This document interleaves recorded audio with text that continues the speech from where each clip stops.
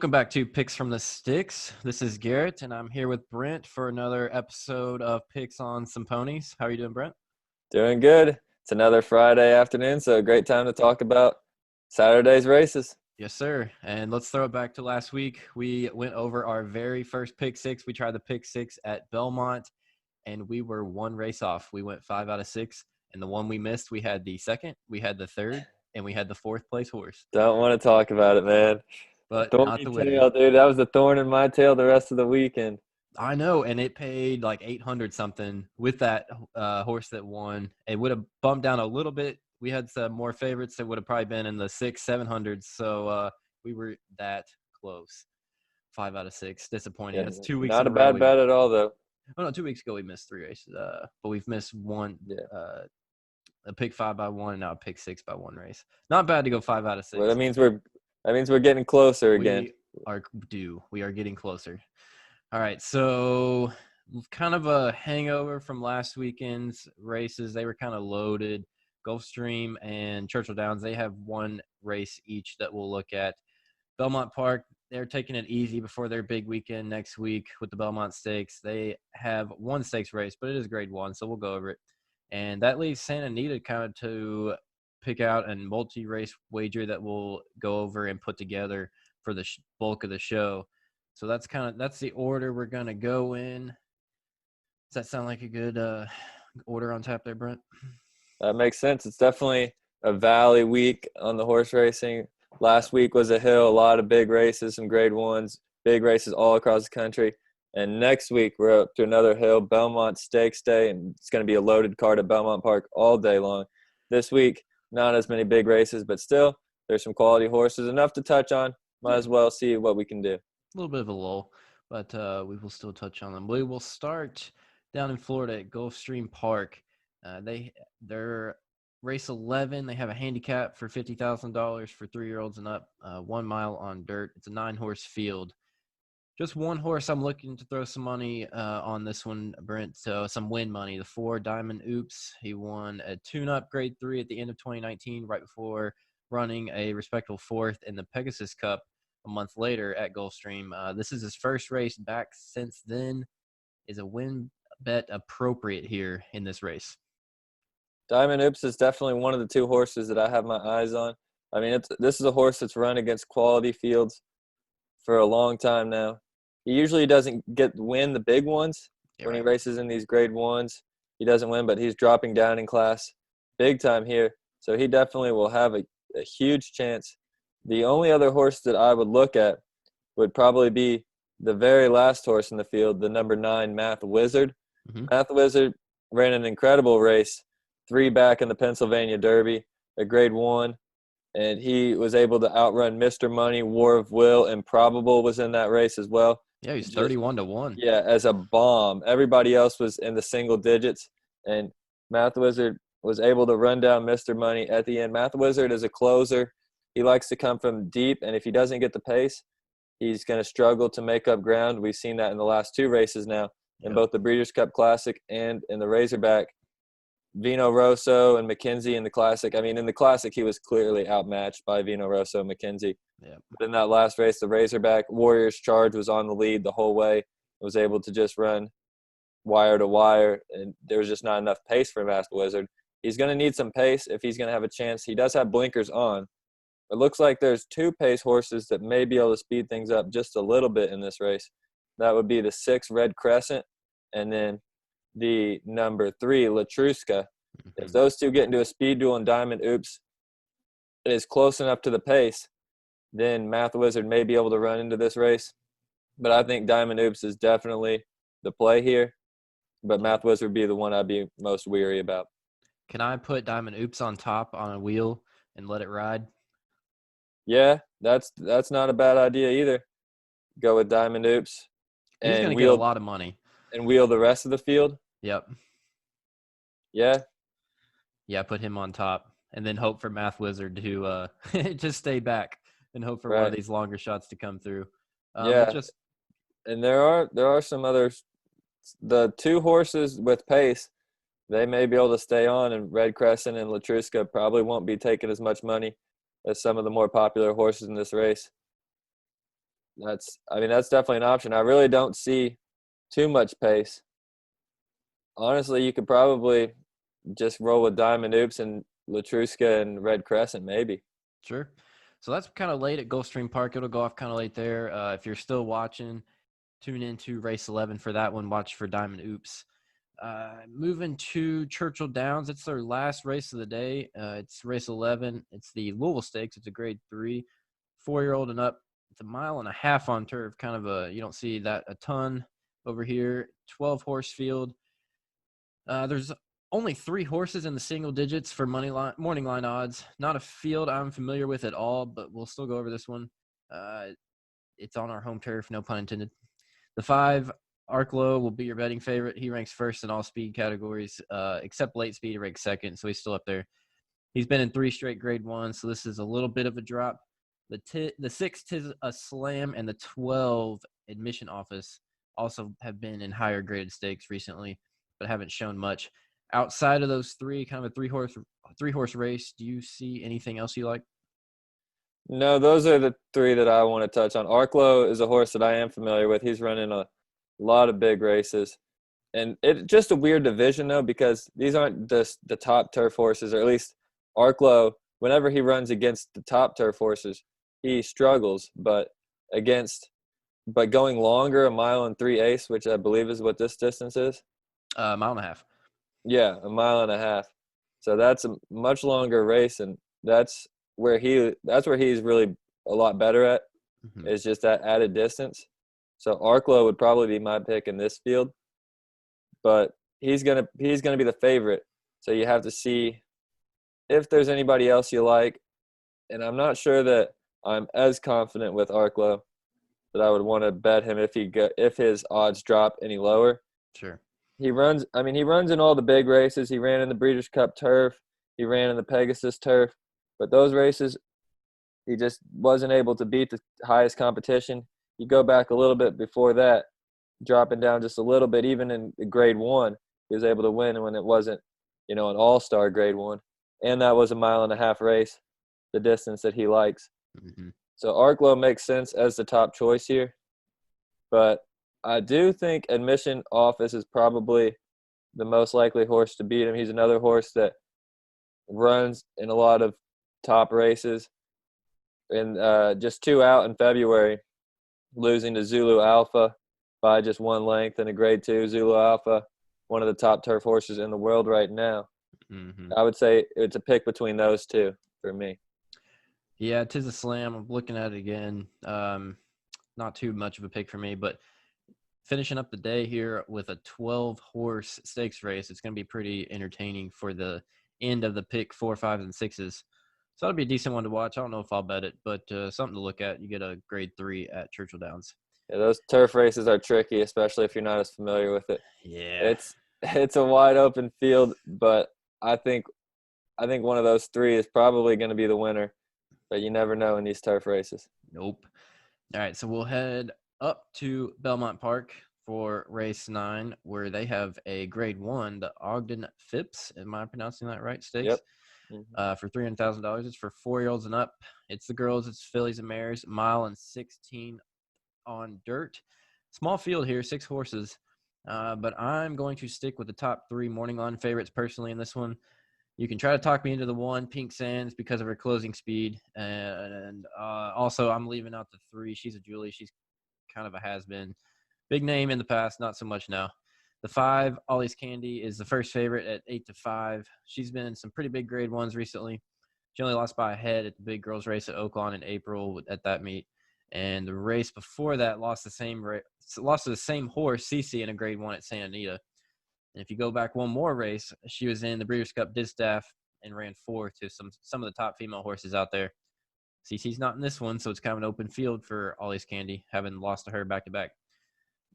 Just a notch below is the 2, Point of Honor, who finished 2 lengths back of Ollie's Candy in that grade 1 at Oaklawn, finished 3rd. She loves finishing in the money, but not winning as of late. The 6, Golden Ward, posts great speed numbers and is one I think will be challenging Ollie's Candy from start to finish, kind of there in the pace, and gives somebody like the 1 that you can talk me into with some high rated closing speed to talk these front runners down. If I'm choosing for a pick 4, 5, and 6, one of those, I'm putting just about all 3 of those, except the 3 and the 4. Or about all of them except the 3 and the 4. If I had to pick one, I'm going to win. I'm going to go with the 2 Point of Honor.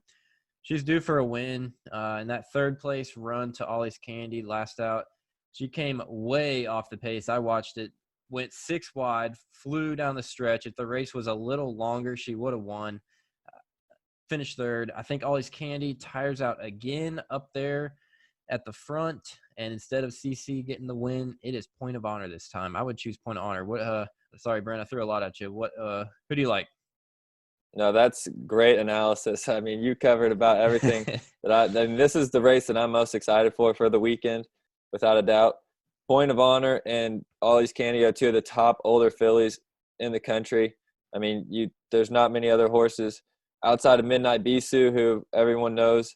Yep. And, with Monomoy Girl coming back, she's going to be challenging in that division. Right. CC is probably in the top 3. Outside of those top 3, I think Ollie's Candy and Point of Honor are both in the mix for top 5 spots of 5 of the best older fillies in the world. Yep. And I agree with your analysis 100%.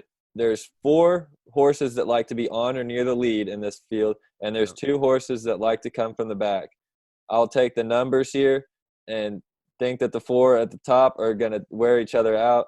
Yep. I like Point of Honor as my top choice, and I'll probably play an exacta. This might be my only bet of the weekend. I'll probably play an exacta with Point of Honor on top and She's a Julie and Pink Sands in the second spot here. I like it. One of those 2, whether I think Ollie's Candy – I mean, not She's a Julie, Ollie's Candy, whether Ollie's Candy can hold on for second or whether Pink Sands nabs Ollie's Candy. I'm looking at Point of Honor to win this race. Hopefully Ollie's Candy goes off as a favorite. That'll help the odds a little bit. And then whether Ollie's Candy holds on for second or Pink Sands is able to close late and come up for second, that's how I see this race unfolding. And that's my favorite pick of the weekend.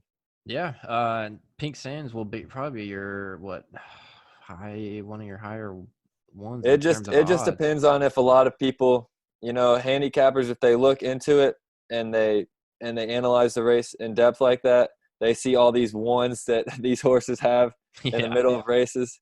Yeah. Not everybody's going to be able to be on the lead, and a lot of these horses are going to want the lead. Right.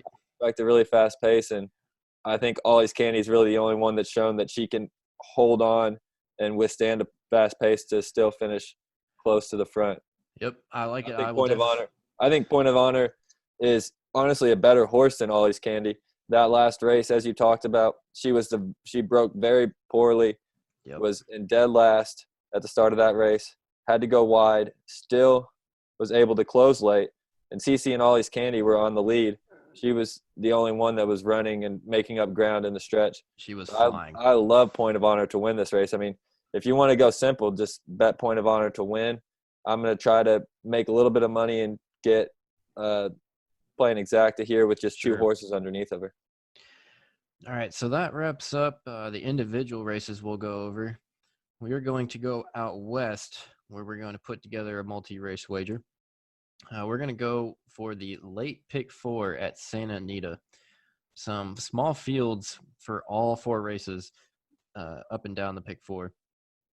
Just as an example, if you took every single horse with the minimum bet of 50 cents, meaning you could not lose, you take every single horse, it would only cost you $600.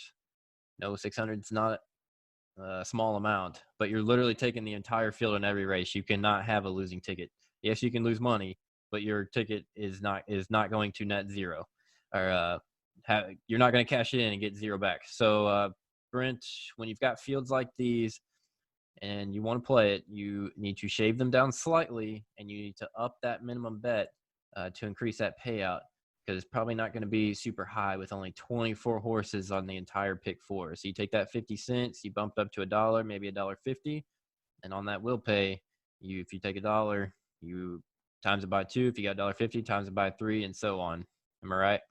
That's exactly right. That's the hardest part, especially Santa Anita. Santa Anita has great horses that run out there, but there's just so few trainers Yeah. that the races usually don't get full fields. We talked about this last week.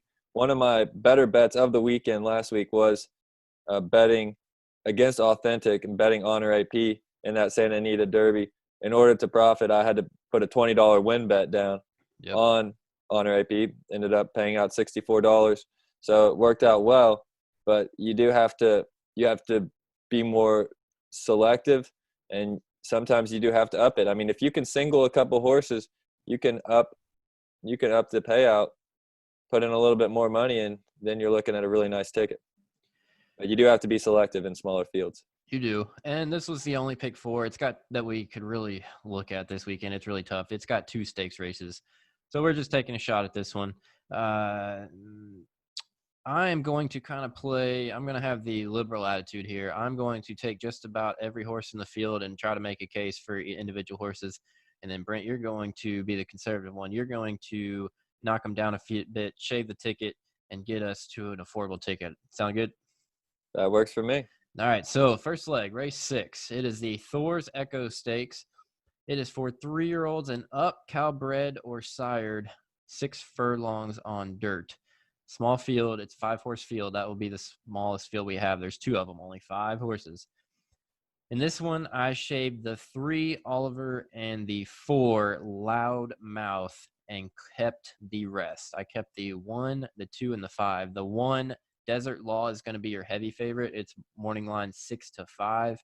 And then the 2 is Tiger Dad at 3-1. And the 5, Principe Carlo, also at 3-1. So out of those 3, am I keeping them or am I shaving them? And out of the 3 and the 4 that I cut, should I bring any of them back? I think in the first leg, my personal opinion, the first leg is you always just want to make sure you're covered well, because it's no fun to lose a No. multi-race wager on your first leg. Nope. So if there's any leg 2, maybe throwing an extra horse, it's the first one. But I think obviously you have to use Desert Law. Desert Law has ran really well in each of his last 2 races, but he hasn't run since July of 2019, Right. which Long is layoff. scary. And I don't like singling a long layoff horse, even though this is definitely the horse to beat in this field.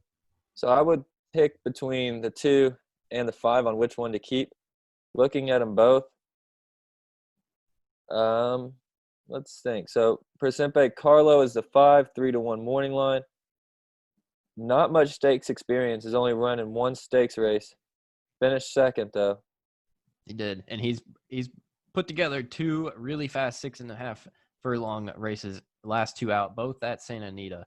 Those Yeah, are some and quick both quick races. So I do like that. Keeping the same Dad. jockey. Tiger Dad worked his way up, was in the money in allowance, finally won an allowance race, and then went up to stakes, came in 3rd, and finished behind Oliver. Just It behind, was yep. the 3-horse. So I would say that the one that I don't like as much would be the 2, Tiger Dad. Sure. I'd say cut Tiger Dad and play the 1 and the 5 in this first leg. All right. I think that's pretty solid. And the 3, Oliver, and the 4, Loudmouth. Good to keep off. Yeah, they have some things going for them, but they're just not as impressive as horses. So I would leave them both off. Yep, 2 on that one.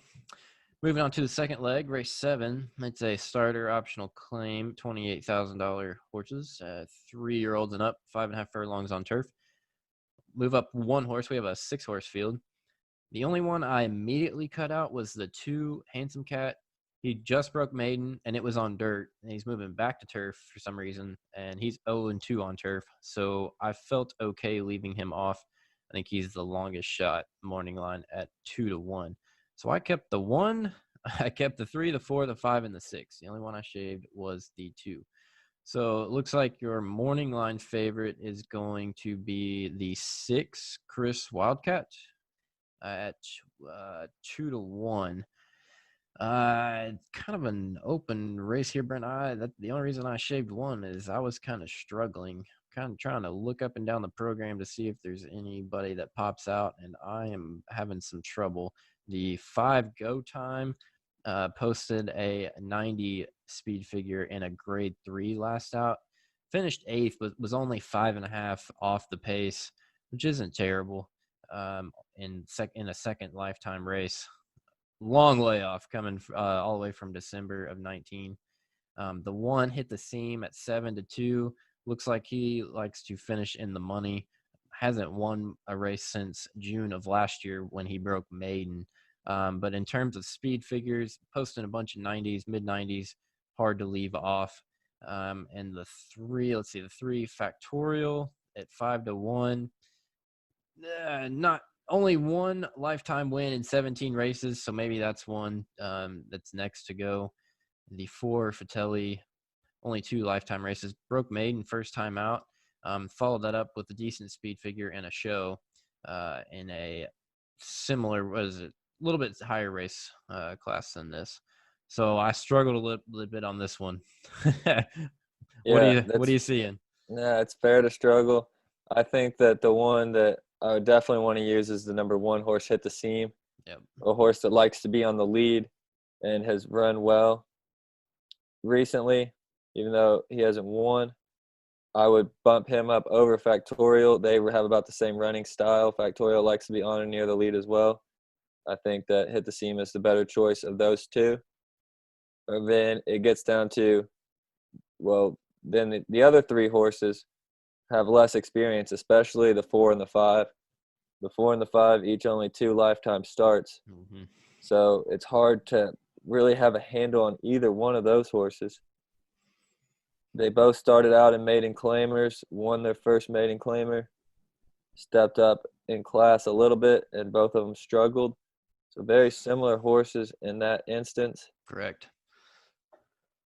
This is a And it's tough hard, one to it's hard to pick. differentiate between those two. And then you add in the 6, Chris's Wildcat, who's 2-1 on the morning line, and has also only won 1 lifetime start. His maiden claimer, his 3rd time. Took him 3 races to win his maiden claimer. Yep. And I think he's getting the love just because he's 3 out of 5 in the money at Santa Anita. Yeah, but I mean, usually in Santa Anita, like we talk about, they're about 6 horse fields. Yeah. So is that really that impressive? No, it's not. But all right, we'll circle back on this one. I would personally, I would not include the 6.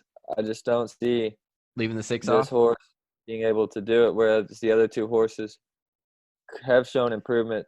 He is cutting back the distance though, and he loves the beginning of the race. So that would be the one argument I would But have. I like the one as the speed The horse speed to horse. begin with. Sure. So even if is that the morning line favorite, the number 6? Yeah. Yeah, I wouldn't use them. I would use the other 3. I would use the 1, 4, and 5. Oh, I completely understandable. And 1, 4, and 5 are going to be your top 3 choices in that one. Yeah, that's right. The 1 would be my top choice, and the 4 and 5. I'm intrigued enough by each of their first 2 career performances to use them. All right, I got that down. So we trimmed it even more for my initial. Moving on to race 8, we finally get a stakes race. Not that it's a great one, but at least it's not a $28,000 starter. It is the Angels Flight Stakes, 3-year-old fillies, 6.5 furlongs on dirt, back down to a 5-horse field. I did not eliminate a single horse on this one yet. The longest shots are both 4-1, and they are both coming off wins. So if you thought the last one was hard, I do not know what to shave at all with this one. So those 2 4-1s are the 2 Biddy Duke and the 3 Praise and Honor. Praise and Honor won her debut in a special weight at 5.5 furlongs, so a furlong shorter than this. Won it by a nose with an 81 speed figure, and then the 2 Biddy Duke has been racing a little longer. Won her last out here at Santa Anita at 5.5 furlongs as well. They both ran the exact same time. They both ran a 104. So not bad for 5.5, but you're going to go up against the little better horses with the 1 at 5-2 morning line, and the 5 is your morning line favorite at 9-5. who has ran in stakes before. Hasn't done much in those, but at least has some stakes experience with 3 lifetime wins on 6 tries in dirt. So, who do you have anybody that you're cutting? The 3 is my first initial cut. 1 lifetime start, 1 a maiden, but as you talked about, just won by a nose, didn't blow the field away, and she Was has two was 3-1 in that race, so it wasn't a crazy win. and she has a similar running style to most of the field.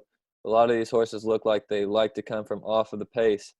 Really, the only other long shot is the one that is going to have the early speed, the Yep. number 2 Biddy Duke. So I want to use the horse if it's the only horse with early speed. So I definitely want to use the 2. That means I'll leave off the 3. Then if we're trying to cut it down a little bit more, might as well take 60% of the field instead of 80. Sure. And kind So of oddly enough, if you look at that one horse, it's a Bob Baffert, Mike Smith duo. You think that'll take a lot of money? yeah, for sure.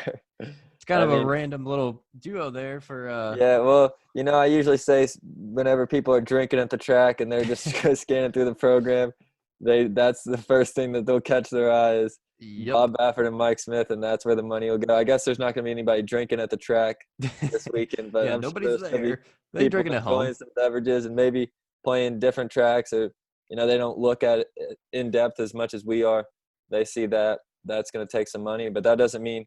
But there's a reason why that takes money is because it's a successful pairing Right. and a horse that I want to use. This horse has run well this year as well. Has posted her best season so far, winning I mean, she an ran in grade allowance. 2 Yeah, and winning ran an second, allowance but not and even just close. But lost to Venetian Harbor, who yeah, Venetian Harbor is one of the top 3-year-old fillies in the country. Then did struggle. She backed off a little bit yeah, in her last race, but I can forgive one race. yes. I that's kind of how I play. I can forgive one race. A second race in a row is She usually went telling. east. She went to Oaklawn. Right. Kind of used out west in her 8 lifetime races. She's Yeah. only got 2 wins and There's plenty of excuse there. yep. So I would like to play the 1. So then you're looking between the 4 and the 5 on which one to play. And I'm really not as impressed with the 4. Yeah. The 4 hasn't run well this season. 3 races. Her best finish is a 3rd place, and they haven't been in that great of company. The couple stakes, but ungraded, similar to this one. So I don't see the 4 as a winner here. Sure. I would play the 1, 2, and 5. 1, 2, and 5. All right. 1, 2, and 5 for the 8. So we shave that one down a little bit more from my not shaving any horse down. And on to the last leg, race 9. It gets even worse. We have a $16,000 claimer, 3-year-olds and up that have never won 3 races. It is 7 furlongs on dirt, but we do up the field a little bit. It is 8 horses. It's the lowest class rating of this pick 4. Hopefully the will pay board, when you look up at that, has at least some 3-digit numbers on it going into this one. I mean, crossing your fingers. Yeah, that might be a long shot. There's going to be some low numbers on the favorites for this particular race. I used most of the horses in this one, but I did count off. Let's see, I left off the 1 and the 8, so the 2 end horses I shaved off immediately and kept the middle. Let's see, the 1 Sansa's Secret. I mean, it just finishes way back in all of his tries. And the 8 is, come on, program. It will not load. King King Charlie. Charlie. King Charlie. Yep. Ran only win last few tries was what is LA, Louisiana? I don't even know. In a really weird 1,000-yard race. But actually ran a real race, ran a mile in an allowance, and finished way back, got 8th. So I kept the middle. I kept 2 through 7. Little No Way, your favorite here, but this is just an absolute tough one to bet.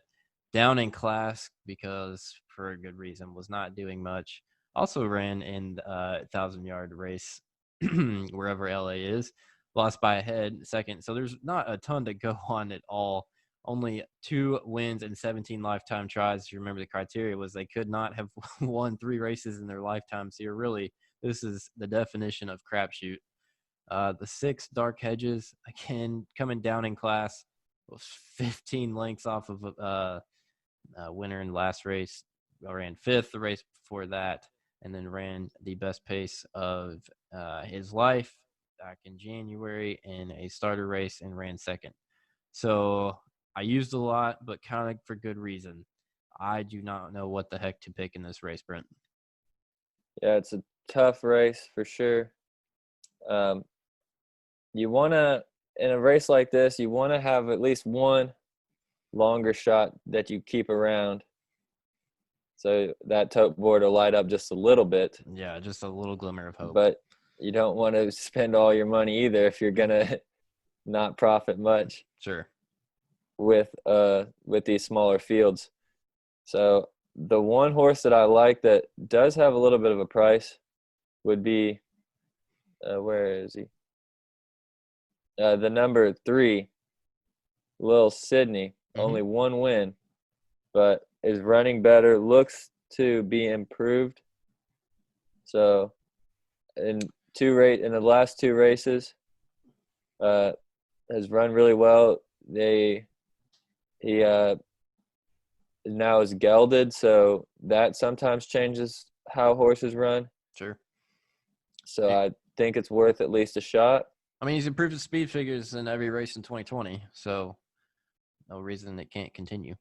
Yeah, and it's not going to take a great speed figure to win this race, I don't think. I don't think so either. This is quite the race to look at. Will Dancer is a 5 horse, and it just looks kind of on and off as a horse. Sure. But last time out, nobody expected him to do well. Went off at 26-1 and was 25 lengths beaten. Yep. So I'm not really sure why people were all over that that the same still claiming was just not going to be good for him this time. But if he's going to be a price, I'll stay away from Will Dancer. So I'm going to eliminate the 5. Dark Hedges to 6, dropping down in class for sure after running in a couple allowances. But he ran good speed figures. It's hard to compare, but he was running against pretty good horses. And, I mean, one of them he stayed on with it, ran really well, stayed on with it to finish 5th at 22-1. Then ran 1 bad race, but I can forgive 1 bad race. Yep. So Dark Hedges, the 6 is one I would like to use. More Honor, the 7. I think this is a lock. The 7? Yeah. Why do you say that? I just don't really like the 7, honestly. Another drop in class, but if I'm choosing between the 7, the 2, and the 3 as who I'm shaving, or the 7 and the 2, trying to shave some more, ranks number 1 in average class. So it's ran with the best competition, and recently 4th, 2nd, and 5th, never more than 5 lengths off the winner. So when I'm betting a crapshoot, I might as well take somebody that's been towards the front. I just don't like the 7 because 7 is a closer, and the closers don't usually fare as well at Santa Anita. Sure. Another reason is I think the 2 has about the same class, and I like the early speed better for the 2 horse. So personally, I would shave the 7 off and keep the 2. Mm-hmm. But we can look at it either way you like. All right, well, let's circle back and look at how many horses we have. So we kind of did it with a raising the bar. It kind of looks weird on paper. We did 2, 3, 4, and 5 horses. So in race 6, we used 2. In race 7, we used 3.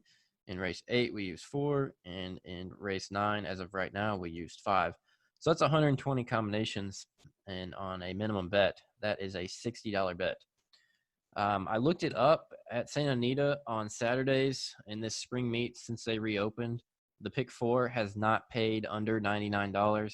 I know that's really low for a pick 4, but as you know, Santa Anita does not run very many horses. So if the trend continues and you have a winner, and hopefully they don't break their trend, it does not dip under 99. So if you go in with a friend, split it 30-30 and have a $60 ticket, not bad. We use quite a bit of horses in this one to start out. And just as an example, if you shave the 7, like Brent suggested, you already knock your bet down to 48. So you just shaved it by $12 just for knocking out the 7 in that last race. So, Brent, that was brutal. Yeah, it's definitely tough, especially with a lot of horses that are. I mean, there weren't many complete write-offs like you talked about.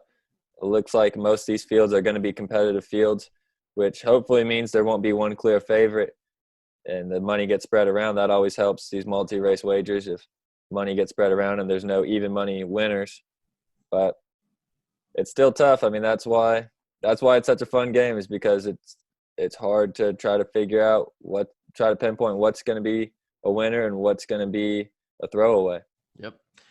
So a little lull in racing, like we said this weekend, but next weekend, big race to look forward to, the Belmont Stakes. We'll hopefully add maybe a few more voices to our show. Yeah. And you ready for the Belmont? Ready for a leg of the Triple Crown? Yeah, I'm excited. It's obviously a weird season, and it's gotten even worse recently. A lot of these horses, especially the 3-year-olds, have been training up to, peak at this time. Right. The Belmont would have been last weekend on regularly scheduled as the third leg of the Triple Crown. Now it's a couple weeks later as the first leg.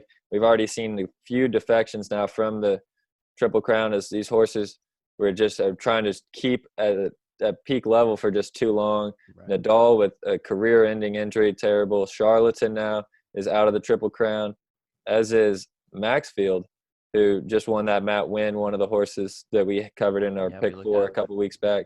He's out of the Triple Crown, as is Wells Bayou, who was one of the Arkansas Derby favorites right behind Nadal. So that's 4 of really the top 10 horses that we all knew were going to be in the Kentucky Derby. So it's a weird year for sure, but it's still fun to get to those big races and those classics. Yep. So this time next week, we will be talking about a Triple Crown race. Brent, thanks for listening. I will get this posted and follow along our very brutal pick 4, as well as the other couple of stakes that we went over at the other tracks. That's all I got, Brent. Yeah, well, it's another fun week of horse racing. It's not going to be as exciting as weeks past, but there's still some action if you're looking for some action. Hopefully our picks are lining up. I feel like we've done pretty well so far. Yeah. If we can nail a pick 4 and maybe get that point of honor win, it wouldn't be a bad weekend. A little spending cash for next weekend, right? That's right. We're ready for 'Tis the Law next weekend in the Belmont. Yes, we are. All right. See you guys.